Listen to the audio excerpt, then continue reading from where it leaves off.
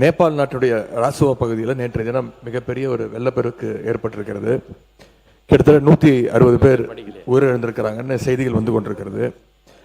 அங்கே 750 பேரை காணவில்லை என்றும் செய்திகள் வருகிறது. சுற்றுலா சென்ற கிட்டத்தட்ட 110 இந்தியர்கள் அங்கே இந்த பேரிடரில் சிக்கியிருக்கிறாங்க. குறிப்பாக தமிழ்நாட்டுடைய பல்வேறு மாவட்டங்களைச் சேர்ந்த 40க்கும் மேற்பட்ட தமிழ் மக்கள் சிக்கியிருக்கிறதாக செய்திகள் தொடர்ந்த வண்ணம் வருகின்றது.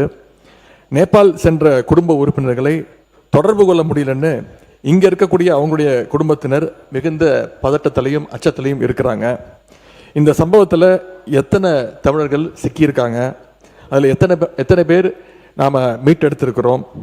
தமிழ்நாடு அரசு சார்பாக நேற்று ஒரு உதவி எண், அவசர உதவி எண், ஹெல்ப்லைன் நம்பரும் நீங்கள் கொடுத்துருக்கிறீங்க. அரசு அறிவித்த அந்த ஹெல்ப்லைன் நம்பர்களுக்கு இதுவரைக்கும் எத்தனை அழைப்புகள் வந்திருக்கிறது, அந்த அழைப்புகள் தொடர்பாக என்ன மேல் நடவடிக்கைகள் எடுக்கப்பட்டிருக்கிறது.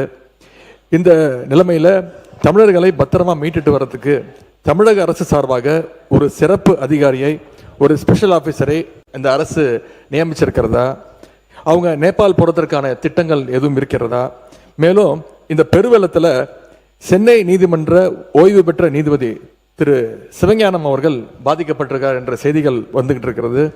எங்களுடைய நாடாளுமன்ற உறுப்பினர் திரு தயாநிதி மாறன் அவர்கள் எங்களுடைய தலைவருடைய அறிவுறுத்தலின்படி உடனடியாக இந்த தகவலை விரிவான ஒரு கடிதம் மூலமாக ஒன்றிய வெளியுறவுத்துறை அமைச்சர் அவர்கிட்ட நேற்று மாலை கொண்டு போய் நேரில் கொடுத்திருக்கிறார்.